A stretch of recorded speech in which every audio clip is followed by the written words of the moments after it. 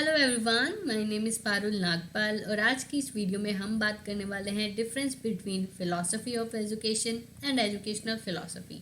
इससे पहले की वीडियोस में हमने डिटेल में डिस्कशन किया था एजुकेशन के बारे में और फिलॉसफी के बारे में। अगर आपने अभी तक वो वीडियो नहीं देखा है तो प्लीज़ पहले वो वीडियो देख लें। यहाँ पे हम सबसे पहले स्टार्ट करेंगे with brief introduction of philosophy से। तो अगर हम इटाइमोलॉजिकली फ़िलॉसफी को समझें तो आप देख सकते हैं कि फ़िलॉसफी जो वर्ड है वो कुछ ग्रीक टर्म से बना है, जो है फिलो एंड सोफिया। फिलो का मतलब होता है लव एंड सोफिया का मतलब होता है विजडम। तो अगर हम इस ग्रीक टर्म को इंग्लिश में ट्रांसलेट करें तो हम ये कह सकते हैं कि फ़िलॉसफी का मतलब क्या हो गया, love of wisdom, love of human judgement and discrimination.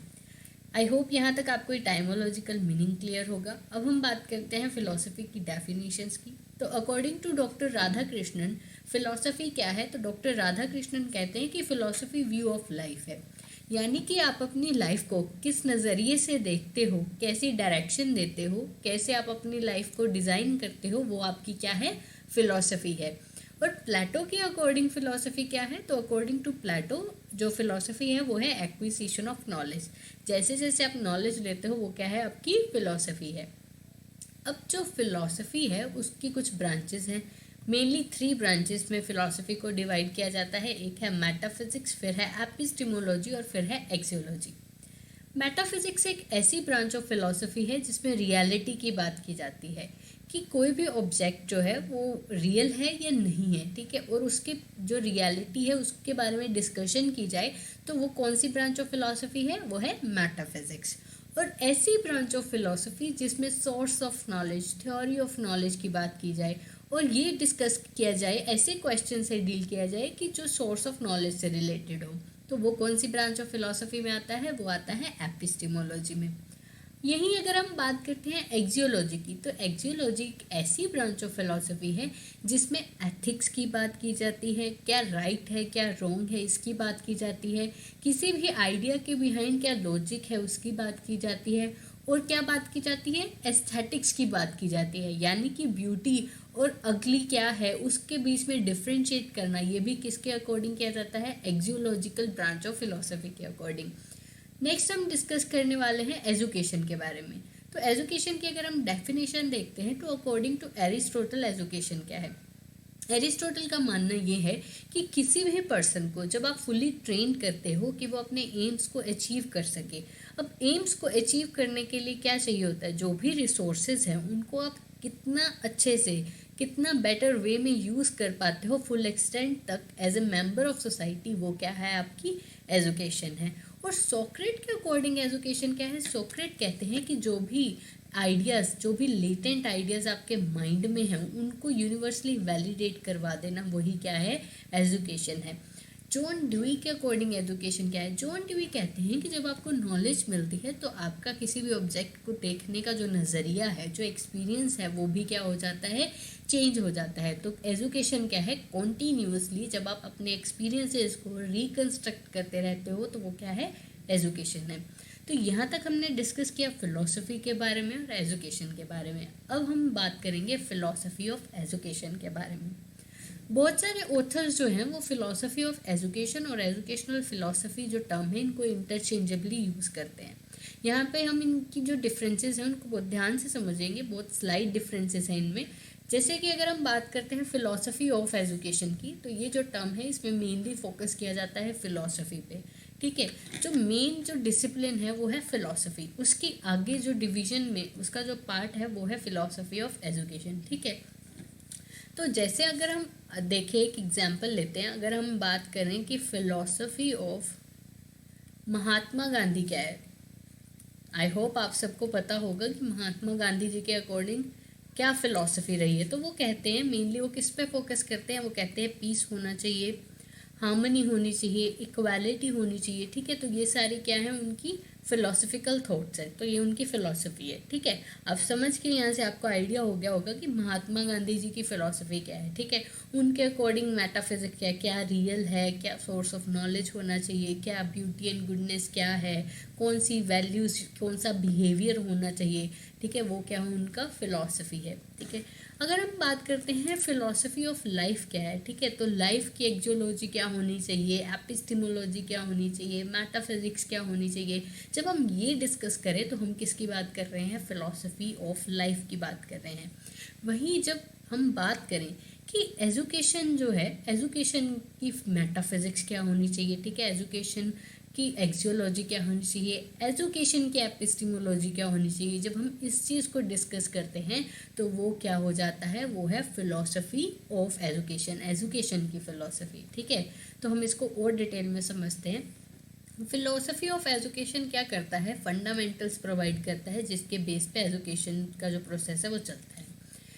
Education के जो जनरल थ्योरीज हैं उनको जब हम क्रिटिकली इवैल्यूएट करते हैं, ठीक है, सिस्टमैटिक उनको रिफ्लेक्ट करते हैं, तो वो क्या आता है, वो होता है फ़िलॉसफ़ी ऑफ एजुकेशन। यहाँ पे बिल्कुल कंफ्यूज नहीं होना है, ये समझना है कि जब एक फ़िलॉसफ़र एजुकेशन के बारे में जानना चाहेगा, ठीक है, तो वो क्या है, फ़िलॉसफ़ी ऑफ एजुकेशन को समझेगा। वो समझेगा कि जो एजुकेशन है उसकी क्या फ़िलॉसफ़ी है। ठीक है, उसकी जो थ्योरीज है उनको अच्छे से क्रिटिकली इवैल्यूएट करना, ठीक है, सिस्टमेटिकली उन पर रिफ्लेक्शन डालना। ठीक है, और उसके बाद ये सब करने के बाद कुछ एजुकेशनल फैक्ट सिंथेसाइज करना, बनाना, कुछ एजुकेशनल वैल्यूज़ बनाना, वो किसका काम होता है, वो फ़िलॉसफ़ी ऑफ एजुकेशन का काम होता है। ठीक है, यहाँ हम ये देख सकते हैं कि फ़िलॉसफ़ी ऑफ एजुकेशन में जो फ़िलोसफिकल मेथड्स हैं उन्हीं को यूज़ करके सॉल्यूशन फाइंड किया जाता है फ़िलोसफिकल प्रॉब्लम्स का विद अ फिलोसफिकल एटीट्यूड, और कंक्लूजन भी कैसा होगा, फिलोसफिकल होगा। तो मेनली यहाँ पे फिलोसफी पे ही फोकस किया गया है। ठीक है, अब हम ये समझते हैं, जैसे कि हमने प्रीवियस स्लाइड में भी डिस्कस किया कि फ़िलोसफी ऑफ एजुकेशन फ़िलोसफी का ही एक पार्ट है। ठीक है, तो इसमें मेनली हम क्या बात कर रहे हैं, हम वेरियस एस्पेक्ट्स ऑफ एजुकेशन की बात करेंगे फिलोसफिकल वे से। ठीक है, जैसे कि आप ये से देख सकते हो कि मेटाफिजिक्स, एपिस्टेमोलॉजी और एक्सियोलॉजी की इनकी जो वेरियस एस्पेक्ट्स हैं एजुकेशन की, उनको समझना क्या हो जाएगा, फिलोसफी ऑफ एजुकेशन होगा। जैसे कि आप यहाँ देख सकते हैं, अगर आप मेटाफिजिकल व्यू देखें तो हमने मेटाफिजिक्स में बात की थी कि रियलिटी के बारे में जानना है, ऐसे क्वेश्चन से डील करना जिसमें हम रियलिटी के बारे में जानना चाहते हैं कि कोई भी ऑब्जेक्ट है उसकी क्या रियलिटी है, कुछ रियलिटी है भी या वो एक अकेली अपीयरेंस है। ठीक है, तो उसके बारे में डिस्कस किया जाता है मेटाफिजिक्स में।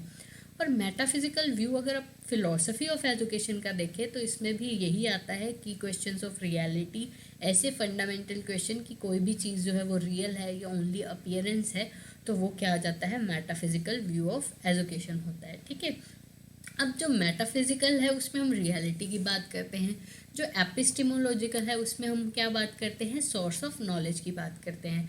तो एजुकेशन, जैसे हम बात करें कि फ़िलॉसफी ऑफ महात्मा गांधी है, तो महात्मा गांधी जी के अकॉर्डिंग एपिस्टेमोलॉजी क्या होगी, एक्सियोलॉजी क्या होगी, वैसे ही फ़िलॉसफी ऑफ एजुकेशन में एजुकेशन के अकॉर्डिंग एपिस्टेमोलॉजी क्या नज़रिया होना चाहिए, एक्सियोलॉजी क्या होना चाहिए, वो है। ठीक है, तो यहाँ पे बात की गई है एपिस्टेमोलॉजी में थ्योरी ऑफ नॉलेज की। ठीक है, यहाँ से हम डिस्कस करेंगे कि नॉलेज क्या है, क्या सोर्स ऑफ नॉलेज होना चाहिए। ठीक है, फिर उसके बाद अगर हम एक्सियोलॉजी की बात करते हैं तो अगर एक्सियोलॉजी बेस रहता है तो एक्सियोलॉजी एक ऐसी ब्रांच ऑफ फिलॉसफी है जिसमें एथिक्स, लॉजिक और एस्थेटिक की बात की जाती है। यहाँ तक हमें पहली स्लाइड्स में भी क्लियर था। ठीक है, एक्सियोलॉजी अगर एजुकेशन की देखें तो वो डील करती है कि कैसा बिहेवियर, कैसा कंडक्ट होना चाहिए और मैन कैसे जज कर सकता है कि कोई भी जो चॉइस है उसकी वो राइट है या रॉन्ग है। इस बारे में नॉलेज भी कौन प्रोवाइड करता है, फिलॉसफी ऑफ एजुकेशन प्रोवाइड करती है। फिलॉसफी ऑफ एजुकेशन अगर एस्थेटिक को बेस बनाए तो मेनली कैसे क्वेश्चंस आएंगे कि व्हाट मेक्स अस जज whether certain object is beautiful और अगली। ठीक है, तो एक्सियोलॉजी ऑफ एजुकेशन हमें सिखाती है कि क्या गुड है, क्या बैड है, क्या राइट है और क्या रॉन्ग है, उसके बारे में नॉलेज हमें axiological view of philosophy of education से होती है। तो आई होप आपको यहाँ तक फिलॉसफी ऑफ एजुकेशन समझ आ गया होगा। अब नेक्स्ट स्लाइड में हम बात करने वाले हैं एजुकेशनल फिलॉसफी की। बिल्कुल भी कंफ्यूज नहीं होना है। ठीक है, अब हम बात करेंगे कि एजुकेशनल फिलोसफी क्या है, प्रैक्टिकल एप्लीकेशन है, ठीक है, प्रैक्टिकल एप्लीकेशन है, ये इसको डिफ्रेंशिएट करता है फिलोसफी ऑफ एजुकेशन से। जो भी फिलोसफिकल एजम्पशंस बनाई गई है, ठीक है, कि ऐसी एक्सियोलॉजी ऐसी एपिस्टेमोलॉजी ये होना चाहिए, इनको अब एजुकेशन में प्रैक्टिकली अप्लाई भी तो करना पड़ेगा ना। तो प्रैक्टिकली अप्लाई करना किस में आ जाता है, एजुकेशनल फिलोसफी में आता है। तो हमें ये याद रखना है कि प्रैक्टिकल एप्लीकेशन ऑफ जो भी फिलोसफिकल एजम्पशंस है वेरियस एस्पेक्ट्स ऑफ एजुकेशन से रिलेटेड, वो क्या है, एजुकेशनल फिलोसफी है। जहाँ हम फिलॉसफी ऑफ एजुकेशन में बात करते हैं मेटाफिजिक्स की, एपिस्टेमोलॉजी की, एक्सियोलॉजी की, ठीक है, फिलोसफिकल प्रॉब्लम्स को सॉल्व करने की, वहीं जो एजुकेशनल फिलॉसफी है ना, उसमें ये देखा जाता है कि जो भी फिलॉसफी थी उसको कैसे यूज़ करना है, ठीक है, जैसे एम्स कंस्ट्रक्ट करने हैं तो उसमें हम फिलॉसफी को कैसे यूज़ कर सकते हैं, ठीक है, अगर हमें करिकुलम बनाना है तो उसमें फिलॉसफी कैसे यूज़ होगी, ठीक है, अगर हमें टीचिंग मेथड्स यूज़ करने हैं, किसी भी पर्टिकुलर डिसिप्लिन को पढ़ाने का तरीका देखना है, तो वो सारा फिलॉसफी एक बैकग्राउंड प्रोवाइड करती है, तो वो क्या आ जाता है, एजुकेशनल फिलॉसफी होता है। तो ये एक अटैम्प्ट है जिसमें फ़िलॉसफी जो फील्ड है उसको एजुकेशन में लाया जाता है ताकि जो एजुकेशनल इश्यूज़ हैं उनको सॉल्व किया जा सके। This educational philosophy is the branch of general philosophy. It is an attempt to answer such question such educational as aims, values, norms of behavior, curriculum and methods of teaching and discipline। तो वो क्या है, educational philosophy में आता है, ठीक है। तो एजुकेशनल फिलॉसफी किससे डील करती है, आपके एम्स डिसाइड करने से, करिकुलम, टीचिंग मेथड्स, ठीक है, उन सब के बारे में डिस्कशन किस में किया जाता है, एजुकेशनल फिलॉसफी में किया जाता है। नेक्स्ट हम बात करेंगे कि फंक्शंस क्या है एजुकेशनल फिलॉसफी के। तो एजुकेशनल फिलॉसफी के बहुत सारे फंक्शंस हैं, जैसे कि ओरिजिनल थॉट्स, जो भी डिफरेंट एस्पेक्ट्स ऑफ एजुकेशन को लेके हैं वो ओरिजिनल थॉट्स देना, एम्स ऑफ एजुकेशन डिसाइड करने के लिए बैकग्राउंड प्रोवाइड करना। ओवरऑल फंक्शन इसका ये भी है कि जो भी फंडामेंटल क्वेश्चंस है रिलेटेड टू एजुकेशन उनका आंसर आपको किस में मिलेगा, फिलॉसफी से मिलेगा, ठीक है। तो वो क्या है, एजुकेशनल फिलॉसफी है। It helps in changing our view of truth and reality के बारे में जानना। It gives direction to process of education. जैसी एक ऑर्गेनाइजेशन की फिलॉसफी होगी, ठीक है, वैसी वहाँ की एजुकेशन चलेगी, ठीक है, जो भी उनके फिलॉसफिकल बिलीव्स होंगे वैसी एजुकेशन, तो वो क्या है, उनकी एजुकेशनल फिलॉसफी है। और यहाँ पे बहुत सारे कॉन्सेप्ट्स को क्लैरिफाई किया जाता है जिसके बेस पे आप हाइपोथेसिस क्रिएट करते हो। लॉजिकल थिंकिंग और लॉजिकल रीजनिंग पे फोकस किया गया और एक लाइट हाउस का काम करता है, ये बहुत इंपॉर्टेंट पॉइंट है। जो एजुकेशनल फिलॉसफी होती है ना, वो आपको एक लाइट हाउस, एक डायरेक्शन दे देती है कि किस तरीके से आपको अपना एजुकेशन का जो प्रोसेस है वो आगे कंडक्ट करना है, ठीक है। तो यहाँ तक हमने डिस्कस कर लिया फंक्शंस ऑफ एजुकेशनल फिलॉसफी को। अब हम देखते हैं कि डिफरेंस है क्या। तो बहुत ही मिन्यूट डिफरेंस है philosophy of education and educational philosophy का, लेकिन आप इसको किस तरीके से अटैम्प्ट कर सकते हो, पहले इंट्रोडक्शन देने के बाद फिलॉसफी ऑफ एजुकेशन की एंड एजुकेशनल फिलॉसफी की, उसके बाद आप ये मेंशन कर सकते हो, ठीक है। तो सबसे पहला जो डिफरेंस है वो ये है कि जब एक टीचर गाइडेंस सीख करता है फिलॉसफी से in order to solve his educational problem, तो वो क्या है, एजुकेशनल फिलॉसफी है। इसको कुछ इस तरीके से समझना है, कोई एक टीचर है, उसे नहीं समझ आ रहा कि ये एक पर्टिकुलर टॉपिक है, इसको मैं कैसे समझाऊं कि बच्चों को अच्छे से समझ आ जाए, तो वो एक फिलोसफिकल अजम्पशन कोई भी थी उसको यूज़ कर देता है कि अच्छा अगर ऐसे चलूँगा तो शायद मैं समझा पाऊँ। और अगर वो फिलोसफिकल जो कॉन्सेप्ट है उसको यूज़ करके अपनी एजुकेशनल प्रॉब्लम सॉल्व कर लेता है, तो ये क्या हो जाता है, ये होता है एजुकेशनल फिलोसफी। वहीं जब एक फिलोसफर जो है वो डेलिब्रेटली, ठीक है, बहुत डिटेल में जाके एजुकेशन को समझता है कि भाई एजुकेशन की मेटाफिजिक्स क्या होगी, एजुकेशन की एपिस्टेमोलॉजी क्या होती है और एजुकेशन के अकॉर्डिंग एक्सियोलॉजी क्या होगा, ठीक है, इस चीज़ को समझना क्या आ जाता है, वो आता है फिलोसफी ऑफ एजुकेशन, ठीक है। अब नेक्स्ट जो पॉइंट है वो क्या है, एजुकेशनल फिलॉसफी जो है वो बहुत सिस्टमैटिक होती है क्योंकि उसने क्या है, सॉल्यूशन प्रोवाइड करना है जो भी एजुकेशन में प्रॉब्लम्स आ रही हैं उनको, बहुत प्रैक्टिकल होगी। एजुकेशनल फिलॉसफी में जो भी फिलोसफिकल थ्योरीज हैं उनको एजुकेशन में प्रैक्टिकली अप्लाई किया जाता है और इमीडिएट है। अब अगर किसी को कोई इशू आ रहा है, ठीक है, पढ़ाने में, तो वो उसका इमीडिएट सॉल्यूशन चाहेगा ना, तो वो इमीडिएट सॉल्यूशन कौन प्रोवाइड करता है, एजुकेशनल फिलॉसफी।